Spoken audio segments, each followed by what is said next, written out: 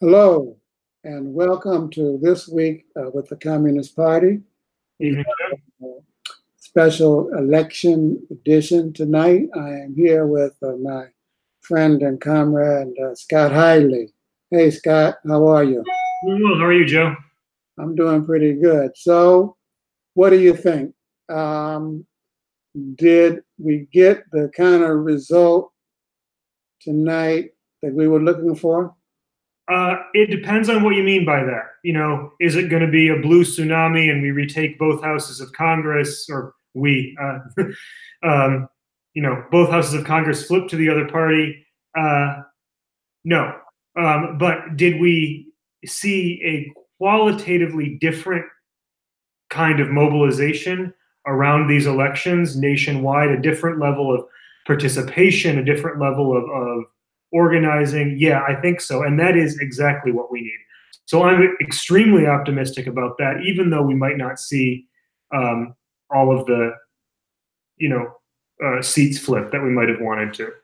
But it still looks like the Democrats are going to win the House, and it looks like the Republicans so far are going to win the Senate. And politically, hopefully, never the twain shall meet, because you got the GOP right wingers dominating the Senate, and following blindly. It seems Trump's line.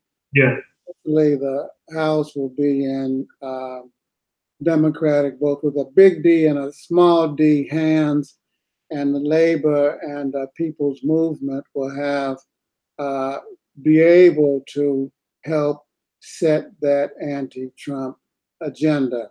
I think absolutely.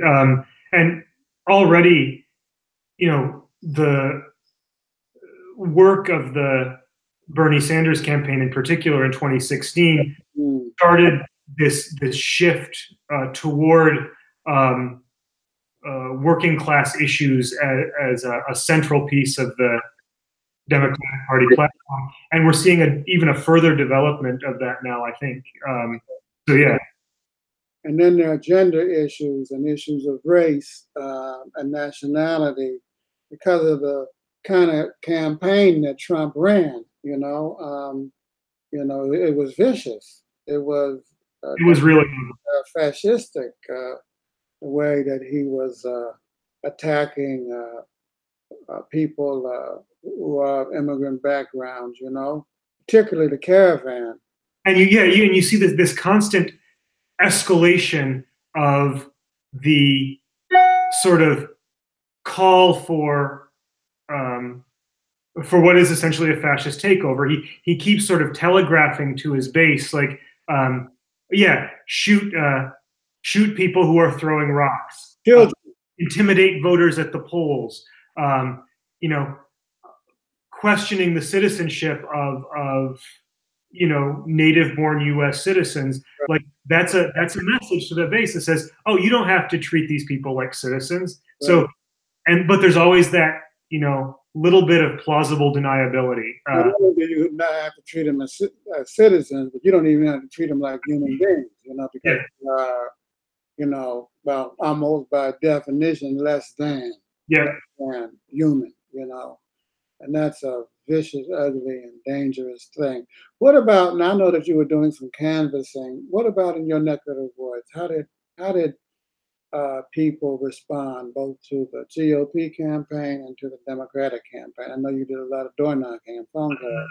So the GOP campaign, I don't know how much canvassing they did. I really didn't see any of their people out in the neighborhoods where I was working. But in terms of the response to the Democratic campaign, a lot of people were, it's a strongly Republican district. So, I got a couple people slamming doors in my face, very few.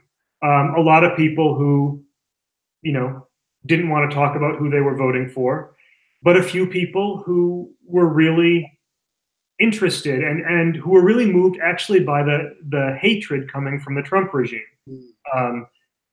This idea that something in our national character has been destroyed by what Trump is doing. And these are people who are conservative leaning, who said that they were shifting their vote because of just the level of hatred. That's really important, that people's minds are beginning to change, and that their thinking is beginning to shift, their attitudes. And it's important to run a 50-state campaign, right? Not to Sure. give up campaign in the South, campaign in the West, campaign in the rural areas, as well as don't leave any voter untouched. And this is especially an important message, I think, for members of our party and for people who are partisans of the working class. We fight for the working class, and the fact that a section of the working class has fallen under the influence of a fascist leaning regime is intolerable to us. We need to be fighting to win our people back to, into the struggle for democracy. Right, right. So that's really important work that you're doing there in upstate New York. Well, one of the big things is what comes next. We assume that democracy will win in the House, and that conservatism, right-wing extremism will win in the Senate. And so the big issue is, what are some of the big struggles and issues that are going to come up for next? I know that the women's movement, for example, and to the extent that there's a Democratic victory tonight and tomorrow, it'll be as a result of the participation at a whole new level of women in the electoral process. They're organizing a march on Washington in January. Are you going, Scott? I'm hoping to, yeah. If I'm not at the one in Washington, I know there's some folks in my area organizing one in Elmira, New York, that I'm gonna, I'll at the very least be at that one. So there are local marches going on as well. So we urge everybody to put that march in your browser, Google it, and find out where it's taking place. Because the most important thing is that we have to keep the pressure on, and not leave it to either party, Democrat or Republican, to set the agenda. The people's movement, the working class movement, the resistance, and all of its variety and forms has to set the agenda. Well, we're going to be meeting again here on Friday at 10:30-ish, and we invite everybody to come back out, check out our show, have a deeper analysis of what took place. We'll invite some additional guests, and we'll be able to kick it again. Before we leave, this is my party card. I want to invite everybody who watches this video to join the Communist Party. One of the things that is needed, and I won't say it was missing in this election campaign, but it certainly wasn't loud enough, is the voice of the left, and the voice of the Marxist left in particular, because we promote unity, and we promote unity around issues. And we also promote a socialist vision with regard to the both short, medium, and long-term solutions to the problems that capitalism sets. So we invite everybody to join us and join with us. And with that, Scott, any parting shots?